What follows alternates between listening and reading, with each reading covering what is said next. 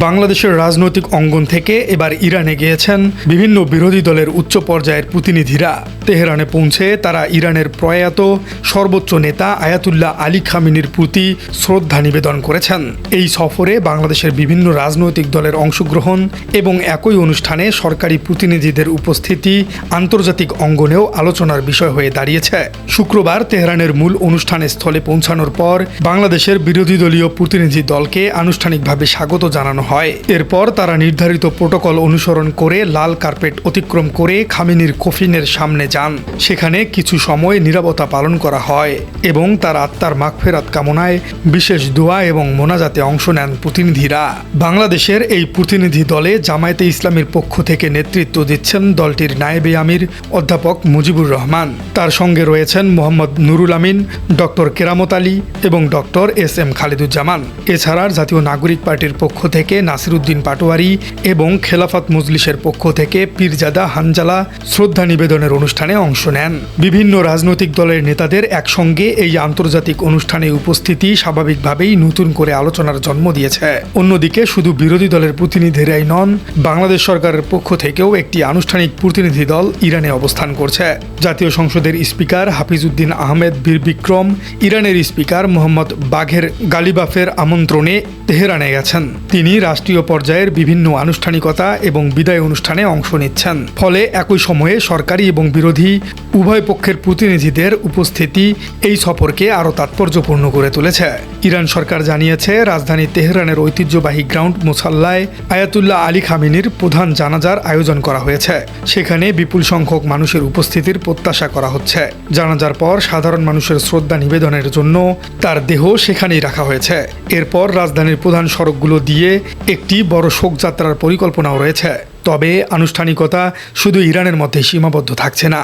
ইরানের বিভিন্ন ধর্মীয় এবং ঐতিহাসিক গুরুত্বপূর্ণ স্থানেও পরবর্তী কর্মসূচি নির্ধারণ করা হয়েছে। তেহরানের আনুষ্ঠানিকতা শেষে মরদেহ নিয়ে যাওয়া হবে ধর্মীয় নগরী কোমে। এরপর শিয়া মুসলিমদের কাছে অত্যন্ত গুরুত্বপূর্ণ ইরাকের নাজাফ ও কারবালায় বিভিন্ন ধর্মীয় আনুষ্ঠানিকতা অনুষ্ঠিত হবার কথা রয়েছে। বিশেষ করে কারবালায় বিপুল মানুষের সমাগম হতে পারে বলে ধারণা করা হচ্ছে। পরবর্তী ধাপে আগামী 9 জুলাই মরদেহ আবার ইরানে নিয়ে আসার পরিকল্পনাও রয়েছে। এরপর তার জন্মস্থান মাশহাদে অবস্থিত ইমাম রেজা মাজার প্রাঙ্গণে দাফনের আনুষ্ঠানিকতা সম্পূর্ণ হবার কথা জানানো হয়েছে। ফলে পুরো বিদায় কর্মসূচি কয়েকটি ধাপে এবং একাধিক শহর জুড়ে অনুষ্ঠিত হচ্ছে, যা ইরানের সাম্প্রতিক ইতিহাসের অন্যতম বড় রাষ্ট্রীয় আয়োজন হিসেবে বিবেচিত হচ্ছে। ইরানের পক্ষ থেকে জানানো হয়েছে, দেশের চলমান নিরাপত্তা পরিস্থিতির কারণে দীর্ঘ সময় ধরে এই রাষ্ট্রীয় অনুষ্ঠান স্থগিত ছিল। পরিস্থিতি অনুকূলে আসার পর জুলাইয়ের প্রথম সপ্তাহ জুড়ে বহুস্তরীয় কর্মসূচি আয়োজন করা হয়েছে। এতে বিশ্বের প্রায় 40টি দেশের উচ্চ পর্যায়ের প্রতিনিধি, ধর্মীয় ব্যক্তিত্ব এবং বিভিন্ন গুরুত্বপূর্ণ অতিথিকে আমন্ত্রণ জানানো হয়েছে।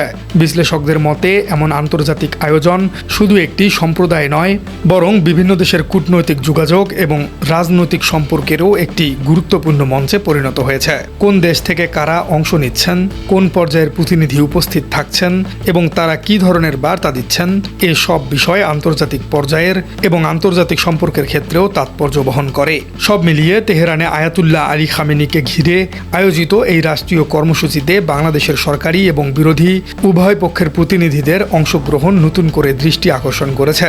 আগামী কয়েকদিনের আনুষ্ঠানিকতা শেষ হবার পর আন্তর্জাতিক মহলের নজরে থাকবে এই সফর এবং বিভিন্ন দেশের কূটনৈতিক যোগাযোগ থেকে কি ধরনের নতুন বার্তা সামনে আসছে সেদিকেই। প্রিয় দর্শক, নাসিরউদ্দিন পাটোয়ারিদের এই সফরকে আপনি কিভাবে দেখছেন? কমেন্টে জানিয়ে দিন আপনার গুরুত্বপূর্ণ মতামত।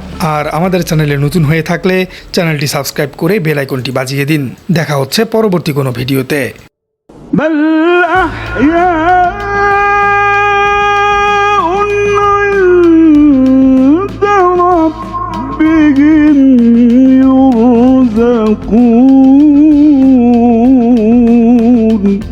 بسم الله الرحمن الرحيم